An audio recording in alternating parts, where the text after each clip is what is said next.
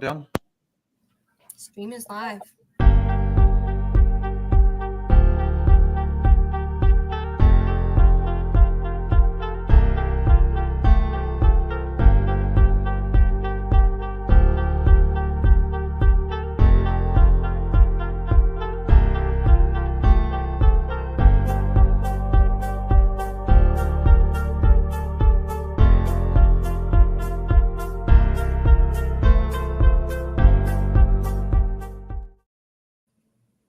Hey.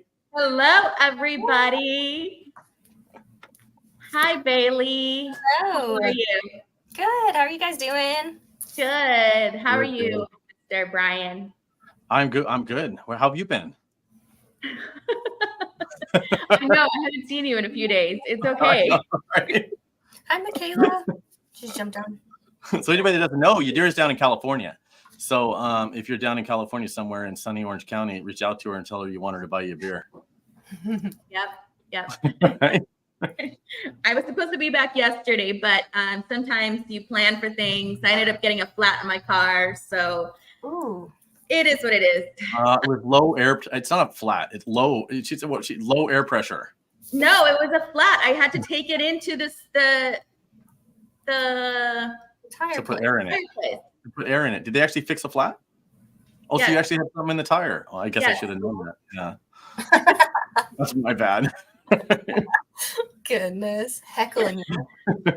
But how is everybody today? Today we have a couple of different subjects we're going to touch on. One being licensing, and the other one kind of goes hand in hand with permits, guys. So today we have Bailey. Bailey, tell us what state you're in and what city you're in, so that we kind of have a better idea as far as what type of licensing we're going to be discussing in your state and your jurisdiction. Yeah, so we are in Iowa, in Cedar Rapids, Iowa, so more like Eastern Iowa, and we also do mainly residential permits. So Cool. So the two of us are in Las Vegas, licensed in Nevada for close to 10 years now. So with that being said, we're going to start with what the licensing process for the state of Nevada, the contractor's license, and what's required to be able to obtain to build fence in Nevada. So I'm bringing Brian in just because you guys, if anybody knows, like he knows permits for Las Vegas like the back of his hand, and it's a subject that he's actually very passionate about. So he really wanted me to bring him on. He begged me. Let me in, tap me in, coach. So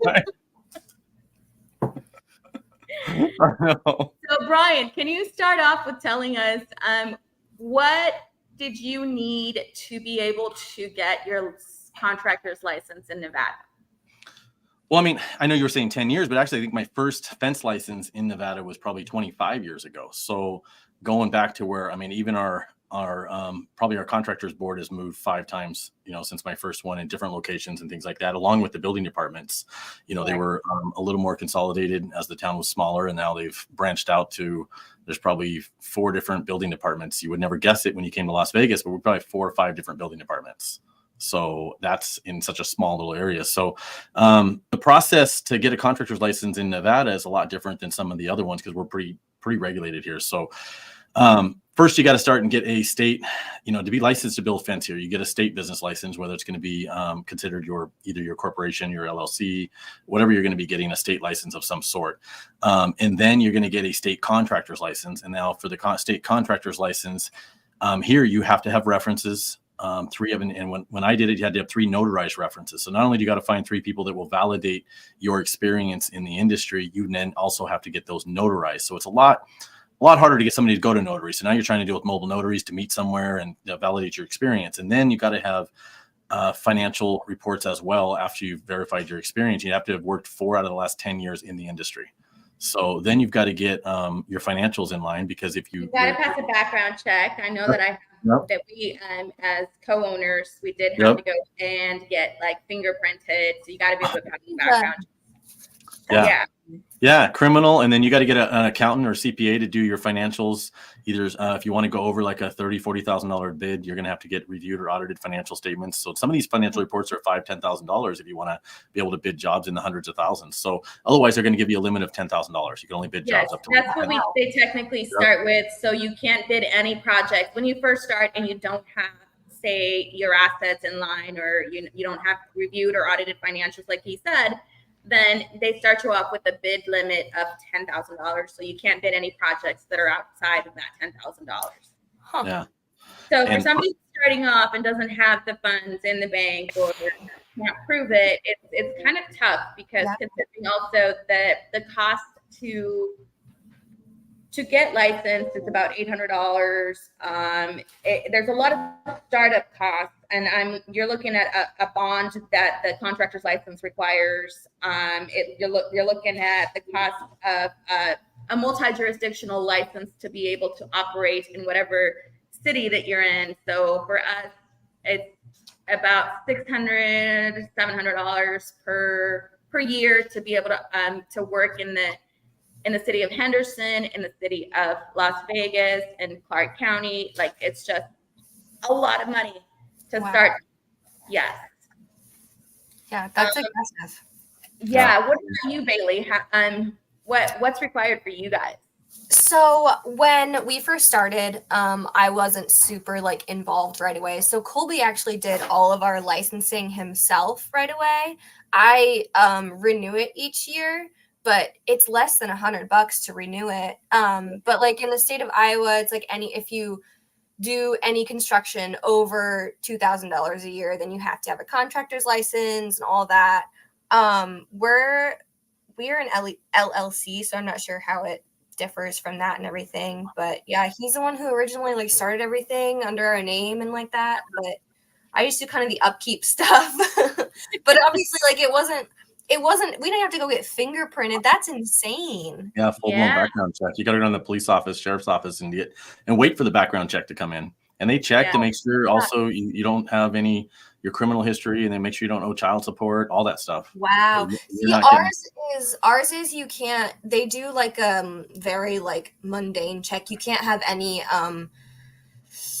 like criminal charges industry based, so you can't have like a charge against you from like not completing a job or like ripping someone off, like that. But like it's not anything like you guys have to deal with. That's kind of nuts. Yeah. But it's not a bad thing either. I think it helps protect the value of your business because it's a little harder to get. But it definitely opens up the door for a lot more unlicensed people to have a little bit bigger advantage over you, because they don't have all the expenses that you have, and the average customer doesn't care. So I mean, and our permit process is 3 to 6 months here to get a permit. So that means we got to go out to somebody's house to do it legally and do it right. We got to tell them, hey, we're going to be $10,000, and it's going to take you 3 to 6 months for you to get the permit. And some unlicensed guy comes up and says, I'll be out there tomorrow, and I'm going to be 2,000 under you. So it does create a larger gap at the same time as it protects your business. So it's in my opinion, I think that it is an advantage to be a licensed, obviously, because not anybody can do it. Like there's a lot of people who strive to it, but they can't. They either can't afford it, or they can't pass a background check, or stuff like that. So it's nice to not have to look over your shoulder while you're working. It's nice to not have to work on the weekends because the building inspectors aren't working, or there's advantages to that, right? Exactly. With that being said, so let's talk a little bit about permits, because obviously if you're licensed in whatever state you're in, there is probably going to be permits that you're going to have to pull for whatever jobs that you do. So Bailey, let's start with you. Can you tell us a little bit about the area that you're in and what type of permits you pull? Yeah. So in the city of Cedar Rapids, this isn't, and I'm in Lynn County. So in the city of Cedar Rapids versus Lynn County is a little different. But if you're in the city, you have to fill out a permit, whether it's residential or commercial.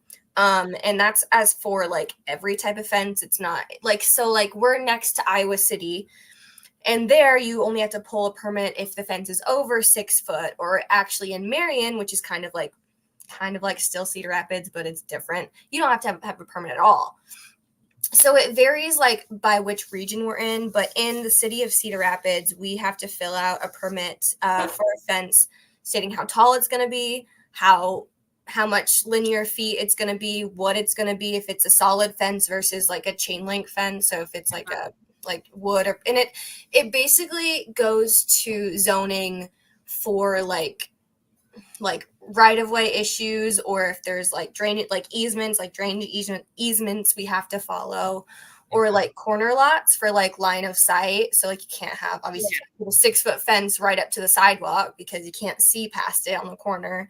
But our fee is $35 for our residential permits, and we do, like I said earlier, like mostly residential stuff.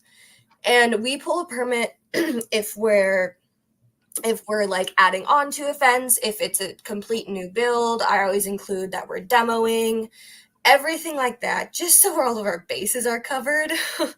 And it's like they want our information, they want what the address is, they want the people's names of the property owners and stuff like that, just in case you need to get in contact with anyone.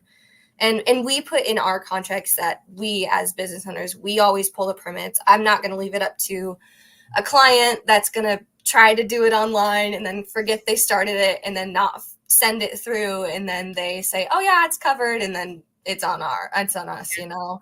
Yeah. So I do all my permits, and we do all our 811 calls and everything like that, just to make sure all our bases are covered. You do the drawing as well? Yeah, we do send in site plans and everything like that. Colby usually does an initial, because me and him do all like the estimating and stuff. So we'll do like an initial site plan at the estimate we're at. Then we send that to our suppliers, however it needs to be adjusted. And then I always have to go through and like get like an aerial view of the property. And then I fill it in online, what dimensions it is, where the gates are and everything like that. And then I include What's that. The process? How does it, you submit it, say you submitted one in the morning. Do you wait a certain weeks or days? It's usually about a week, sometimes a little more. And now it used to be, they actually switched this year to completely all online. Last year we were still able to do like, well, I guess like I had to fill out, before this year we filled out like a physical sheet, like I'm holding it right now. It's like super basic and everything like that. And then I just kind of emailed it to our development services division and everything like that, and they'll send through the permit and be like approved. But now it has to go through their online channel, which they've created. So you have to do like put in all the information separately online. So it feels like it takes so much longer now because they're all like separate different fields rather than me just like scribbling it all out and like just sending through a site plan and everything like that. But yeah, once it gets submitted, then it goes to zoning. They'll approve or not. And usually if they don't, it's because of an easement. And then we just have to either push the fence some type of direction to make it work. Yeah. And then they send through for payment and everything. And once it's paid, then it's completely all the way pushed through. And I feel like it usually takes about a week or two, which is a lot less in comparison to you guys for 3 to 6 months, which is crazy. It's not supposed to, but yeah. Yeah. And I mean, I was telling you, Dira, before this, that we actually had a storm in 2020 that kind of changed how the permit process goes, because it was like this huge storm that pretty much leveled all the fences in town, destroyed a bunch of houses and everything. And after that, it took like at least a month to get a permit back. And I feel like they're just now finally catching up from that, which is crazy. 4 years later, 4 years almost to the day. It was a couple weeks ago was the anniversary. So yeah, it's nuts. A few years ago, like we could just walk it through. We'd go in and it would still take, I used to complain about that. I used to complain that it took like 2-3 hours. I remember I used to come back just all upset that I wasted my whole morning pulling one permit. Now I'd pay an extra $500 for the permit if they'd let me walk it through.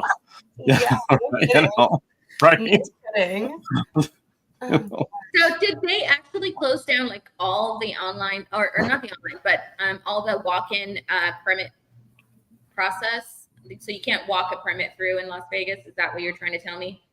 They shut that down. They used COVID as the excuse, obviously, and That was their main reason. And they've always been trying to get people to go over to the online portal. But the online portals are designed not for fence companies or people like that. It's designed for general contractors. So that means all of the questions and all the steps, that a general contractor typically has months. Sometimes they submit these permits 6 months before they start doing the work. So the process it's not a big deal, but they don't have trucks going out to 3 different jobs that day. So they don't have as many projects to pull permits for. Maybe they'll pull them for 5. Well, we pull them for, 10 a month. So there's a big difference. So the system isn't designed. None of the portals are designed for almost you want to call them subs, but we're not subs, but for trades rather than general contractors. So yeah, you can't do it at all over the counter anymore. And if you know anything about me, I spend a lot of time. All the county commissioners know me by name because I stay really active. And I was a member of the Southern Nevada International Code Council, and I went to a lot of the building official meetings, and I helped get some of the admin codes locally changed to where it's kind of like the 6 foot, in City of Las Vegas, it's 7 feet, because that's actually our international building codes. IBC code it says all fences under 7 feet are exempt from permitting. So on the local level, they just they can go stricter, but they can't go more lenient than the international building code. So on the local level, anywhere where there's a fence that's required to get a permit, that's a fence or gate or anything that's required to a permit that's 7 feet and under, they added that. The local building department decided to go more strict in the international building code. So that's where I come in, and I'm like, well, what was the reasoning? And when I'm done, you better have a damn good reason. Otherwise, we're going to start following the international building code, right? And that's how we got Clark County is 6 foot. That was back in 2014. And it was literally, it was 2019, I think, 2020 before I got the city of Las Vegas to actually follow the international building code. And that's why you see me fight so much. Everybody says they want more license and regulations until they have it. And then they're like going, man, I just want to go back to not have to pull a permit for for a 4 foot fence in some lady's backyard. All right, quickly. Yeah. Because it doesn't help get rid of the unlicensed people by any means. They don't leave town because there's a new law. But, all you've done was made the price difference between you and them increase. So do you guys find then that that residential versus commercial, are there different guidelines for pulling permits, or does it all go through the same system and approval process?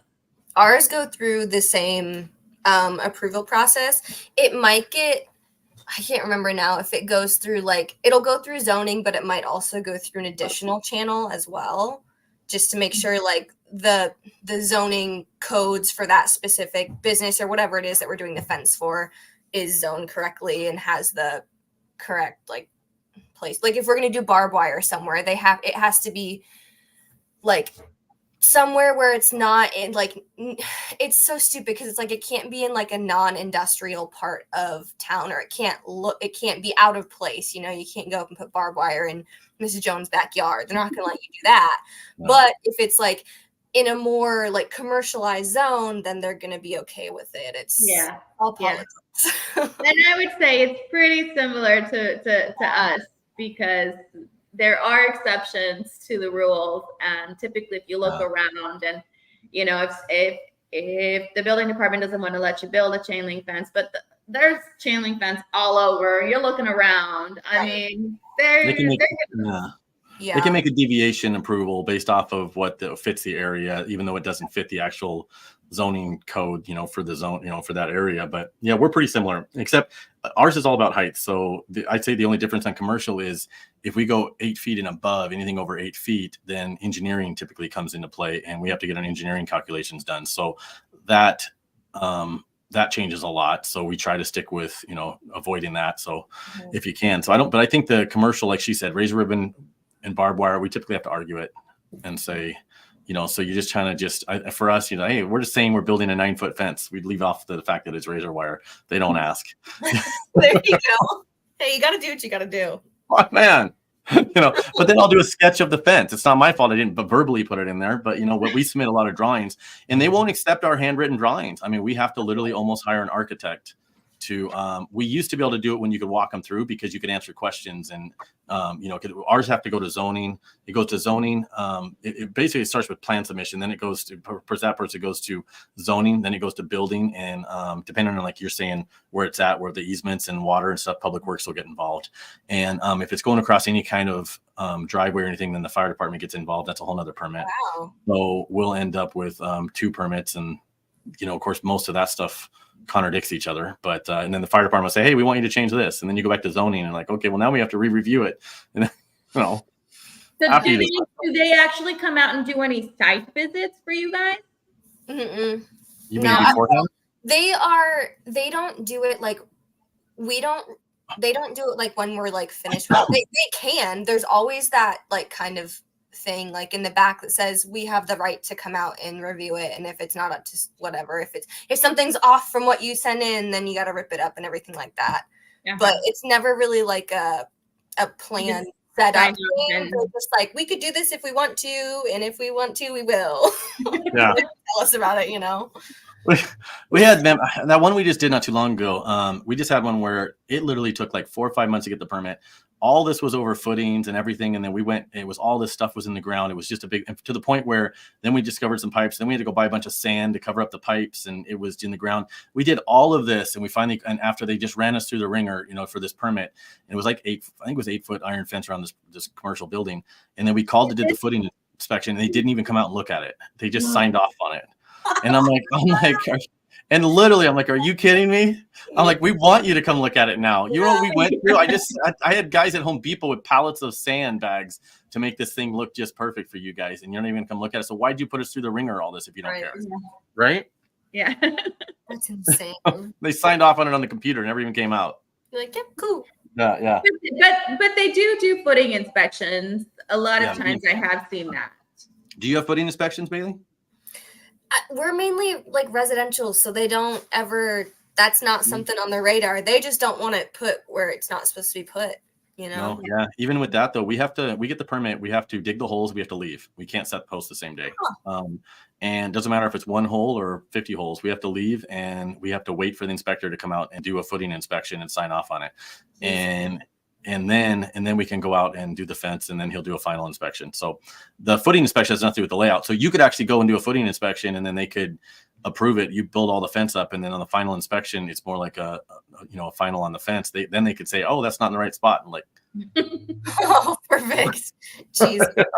After you've already built the fence. I'm like, you've already been out here once. Shouldn't that have been your first visit to make sure it was in the same spot? Yeah.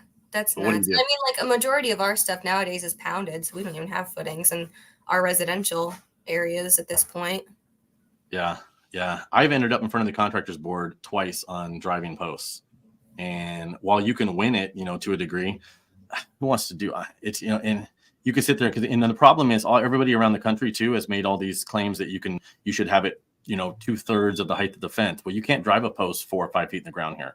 So that means they're all down 18 inches to 24 inches. So that means you're kind of, and the ground is hard as a rock. You could sit there. We use big, heavy pneumatic equipment. We don't use the gas powered equipment. Right. And still you're only down, 18 inches to 24 inches pounded. So that means you almost lose every argument when you do pounded, and customers complain because they want to see that concrete. Right. Makes sense. So we just dig the holes rather than spend 2 months and dealing with the contractors board. Yeah. And not getting paid. That makes sense. And a lot of so when we do commercial work, it's not like spec'd out like to the T, you know what I mean? But it's usually something where they're like, hey, we want it done this way. If they want it dug, we're going to dig it and set it and stuff like that. But residential wise, we always tell our clients like, hey, this is how we do things and everything like that with our wood versus our vinyl versus our chain link and all that. And then they usually say, okay, cool. As long as I'll have a fence for my dog. Yeah. Oh my gosh. Yeah. We would. Yeah. They don't, man. They frown upon it for some reason. The building, and we're at that mercy of the building departments. And then all it takes is some code enforcement guy to drive out and give this customer a citation for a fence without a permit or for not doing this right. And then they don't want, and you just finish the fence. They don't want to pay you until you clear it up. Right. So if you're a smaller company, that could be catastrophic if you just spent all your money to finish this job. We've all been there where you just invested everything you had to finish this job by Saturday so you can get paid on Monday payroll next week or for your bills. And can you imagine if all of a sudden the customer calls and says, that's why I hired a professional. You're supposed to know better. Why did you do this for a permit? Why? And they always, even if you had an argument with them in the beginning, they play stupid like they didn't hear anything that you said right in the beginning. You know? Yeah. They're great. We have all been there, like you said, and it's, especially us, I guess. You know, we've been there a time or two where you're trying to collect the funds on it, but this permit process is just never ending. Mm-hmm. Yeah. So a lot of times we do have a lot of customers who call in and say, "Hey, I'm trying to." Build a fence and I'm gonna hire somebody else, but can you guys pull the permit for it? Oh yeah, right. Yeah. I'd love to get involved in the worst part of it. Yeah, anytime. Yeah. How much is it for permits? Like, what's the cost for you guys? Oh, we charge like $2,000 to $3,000 to pull a permit for somebody. We charge, but the cost to pull the permit, it varies, Bailey. Residential ones are like $175. Well, no, it used to be, not anymore. Not anymore? No, it's at least $300 to $500 for the permit fees. Whoa, really? But and that's if they accept our drawing, the one that we can draw ourselves. If they don't, then you got to get an architect involved, and he's going to charge you $800 to $1,000 to draw it. So you're not even for the residential ones. Were we paying? I remember we were paying $175. The ones that were easy, just like in and out. Well, since then we can exempt a lot of the residential. Well, we don't do much residential, so most of ours are commercial. So I'm probably thinking of just normal permits. You're thinking the commercial side. Yeah, but most of the residential are exempt from permits now. We don't deal with permits on residential at all, unless it's like an automatic gate operator with electrical or something like that, and that's probably a whole different ball game. Yeah. That's even crazy. then, solar. Yeah. Ours are just like a flat $35 fee, like I said earlier. Oh my God. $35, and it's if you don't file a permit, and then they send they put like a citation on the door. Fence is coming out if you don't file one or whatever. And then even then, if you go, oh shit, I forgot to file a permit for it, or I thought the client was going to do it and they didn't, it's only double. So then the max is $70 for the permit. Oh That's my God. that you guys are so much more. Yeah, they're going to charge us that for copies. Yeah. No, but if you don't do it here, and what's worse is if you don't pull it, and we have our code enforcement actually goes around and snags people and catches it, and then if you don't 100% kiss their butt, and even whether it's needed or not, they'll file a complaint to the contractors board, and our contractors board has its own courtroom. So you'll be standing. The conversation that's what's next on my list was, what type of power does this contractors board have with permits? And because specifically that's what, when something happens, the contractors board has a lot of power over us contractors. Just looking to see if they're listening. That's how much power they have. They hear everything. You no longer are in control of your company once you get a powerful contractors board. They own you, and they are there to go after you. They don't care about the unlicensed people. They have a list of people that pay them their $800 a year, and you're in their system, and they're not going to do any extra work other than go after that list of people they already have. So yeah, it's a lot of power that they have. I think you're aware of the one. We didn't pull a permit for 60 feet of 3 or 4 foot tall fence in somebody's backyard that was attached to a wall. And I think by the time I was done, I was $10,000-$12,000 into it. And it was only a $3,000 job.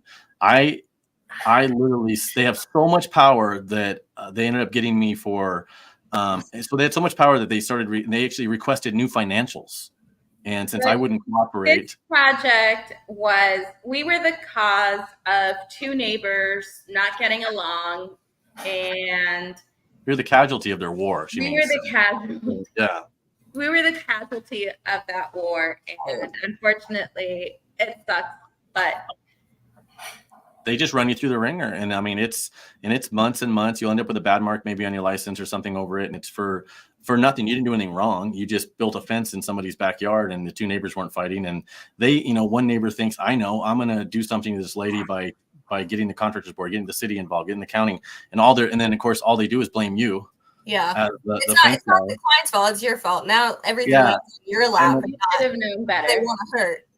Yeah. Oh my gosh. So it goes back and back. And then if you get really stubborn like me sometimes, I'm pissed. So I don't cooperate. I'm like, I don't care. I'm not giving you this. I'm not doing that. I didn't do anything wrong. And then, okay, well, now we're going to fine you for failure to cooperate in an investigation. I'm like, oh, Oh my God.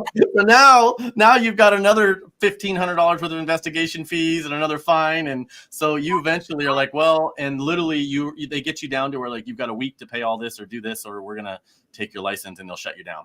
And you're like, all I didn't do was pull a permit once. Pummeling you, just like trying to beat you into the ground. Oh my God. On a fence you thought was exempt because it was less than 7 feet, and it was, except this code enforcement officer didn't know any better. And you go down there and you go down to the building department and they said, well, it's exempt. You're right. I'm like, will you call this guy and tell him?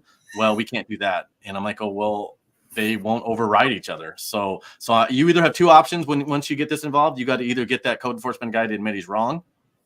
Good luck with that. Or you're going to comply to everything he says. So that's how much power they have, because there is nobody that's going to override them. They just won't do it. They're not going to fight amongst each other for you or deal with it. Yeah. I hope that answered your question. A lot of power. That's how much they have. A lot. God. But on the other hand, we also had a project where somebody was trying to, reach out to the contractors board, and this was a marijuana plant somewhere out in the outskirts of Las Vegas and stuff. And we gave them a bid to do this fence, and then halfway through completing the fence, we gave them another price because they wanted to add screen to it. And well, we told them, well, your fence wasn't built to withstand the wind load, and it wasn't built for screen. Sure. So we gave them a price to, add supports to the fence and the screen, and they decided that they didn't want to do it. So this customer goes out and buys this screen off of Amazon or something, has their maintenance guy put it on, and 3 months later, something happens to the fence. So we actually ended up having to meet with the contractors board out on site, and they determined that obviously it was their responsibility and they were at fault. Yeah, I almost lost that one. Ironically, like she was saying, we gave them a bid of like, I don't know, $8,000 or $10,000 to put support posts, because we'd had to put posts in and support it and put them in cement and then put the screen on. And they didn't like that because like, well, we could buy this screen for $600 on Amazon. I go, I know, but we can't just do that. It's going to fall over you. When you bought this fence around this, it was just a chain link fence in the desert, wind blowing through it. So, and the only reason I almost didn't win this one was because I drove the post in the ground. Oh my God. That's what I was telling you. And there was no evidence anywhere that you can find that doesn't say you need it, the post should be drove down in however many feet in the ground. And typically, actually, the fence post bent over. It didn't actually pop out, but nonetheless, one or two of them popped out, and they saw that they was drove in the ground. There was no cement, and that's what the property owners were trying to bring up. And all the evidence everywhere says, oh, you got to go down. You're supposed to have been down 4 feet or whatever. Well, we built it to withstand the fence. Yeah. And it would still be up today with that exact fence had they not added, a windscreen that was blocking 90% of the air, right? Would that come down to so do you guys submit site plans? I don't remember if you did that. I know I did. But wouldn't that come down to site plans saying well, this isn't like a slatted fence. This isn't a screen fence. It's a chain link fence that the wind load is different on. Well, there was no permit, so you wouldn't need a permit at all. But if somebody's going to we wouldn't have drove the posts in, and we would have set them in concrete. We'd have went 8 feet on center. We'd have used 2 3/8 posts instead of 1 5/8 full weight posts drove in the ground. We'd have had to set it because we couldn't drive those big posts in the ground there. So we would have went literally 8 feet on center with concrete and 2 3 feet in the ground, and we would have built it for. I mean, we've been doing it long enough to where you and I, any of us, could design a fence that's going to withstand with the screen. I mean, we don't need an engineer to tell us that. I mean, been building fence for 30 some years. So I could build a fence that's not going to fall over with normal wind conditions. Yes, exactly. Right? God. Well, it didn't need the permit anyways, because it was out in the outskirts of Las Vegas in the middle of the desert somewhere. So almost lost it though, but they did back us because these people were nuts. But Perfect. I think, and it was like 2 hours out of 10. Customers, Yeah, and they didn't show up for even the first meeting, and that kind of ticked off, I think, the contractors board guy that showed up. So by the time we were done, he just kind of threw it out. God. He's like, give me anything that shows you can drive the post in the ground. That's what I had to go and find anything. And I scoured saying I could drive posts in the ground. So, and that's why I caution people that I say, you know, I love the innovation, everybody having all that, but you're only allowed the freedom of all that innovation because you don't have all the regulations and the, you don't have all the standards and regulations to follow. But have you had all that? First thing that goes away with all the regulation standards is innovation. It's gone. You're no longer allowed to come up with a better, newer way to build things because as soon as you do, you're going to get torn apart by the regulators. Damn. That's real. Yeah. Well, guys, I think we are past our limit. Susan would have already been like cutting us off, you know. Like, wrap it up. End the conversation now. Shut it down. Hey, well, let's say hi to some people that we're saying hi. Yes. Hi. Hi. Michaela was there right at the beginning. Who's this girl? I see her. She kept popping on there a bunch. Michaela. She's on your show a bunch. Hey, Michaela, what's going on? She does a lot. No, we all know who she is. Craig Eubanks, Fence Guy Friday. Do you guys all know him? Yes, they did such a great show like last Friday with did you guys get a chance to watch it with I won't watch the internet? I won't watch Guy, the show. what's his name? What? Sam Natello, I think it was. Natello. Yeah. Craig, It was really informative, guys. Craig S. Eubanks. I think it was him. Hopefully it was him. I'm really bad with names until I actually like meet you in person, which I'm really hoping to do with this show in a couple weeks to actually get to meet people in person. Yeah. I'm so excited. It's a great show. You know, I remember when he first started it, Craig, and I was on there not too long ago, but he's doing one hell of a job on it. So it's Fence Guy Friday. Man, Craig, if you're here, put in the information in the post so we can share it exactly what time it is. Because I live in a Pacific time. I forget there's other people out there. So that's, so if he gets a chance to comment it, yeah. Great show to watch though. And then there's Michaela again. Heather popped in. Oh, and Monica too. Monica too. The Midwest is a lot cheaper than Heather, I did see Heather, but Sylvia, I'm gonna get her on one of these shows, guys. I'm working on her. There you go. Okay, what does she got going on here though? Build a corrugated panel fence. So in Maricopa, Arizona. Thanks for the info. I'll be looking at wind load research. Yeah. Very cool. Definitely, yeah. A lot of good information. And let's pull this up. What do we got? Heather, she's watching. What's up, Heather? Heather. Love her. And Sylvia, I think that's about it in there. Yes. Oh. We love you too, Sylvia. Yeah. We're gonna get you on one of the shows, I promise. I feel like this group has grown so far that I don't I feel like I'm disconnected from it. You guys just never bring me on. And we brought you in on this one. no, I feel like I had to almost force my way in. So one of these times I would just be nice just to get invited on as if you guys want me there. Because I feel like I'm only here because I have back end access here and I can kind of add myself. I even had to add myself when I came on here. That's so funny. Brian wants to be wanted. Anyway. Yeah. Show me some love, man. Just sidelining me on all this stuff. Well, anyway, thanks for having me on though. I appreciate it. Thank you, Bailey. Thank you for coming on. Thank you, Brian, for making the time as well. Yes. I'll see you in a few hours. All right. You're driving back, right? Yes. I can't go anymore. She's coming back. Sounds good. And yes, Sylvia, we will do a talk about newbies for sure. I like that. Yeah, it's good. Thank you guys. We'll see you guys next Tuesday. All right. We'll see you. Bye.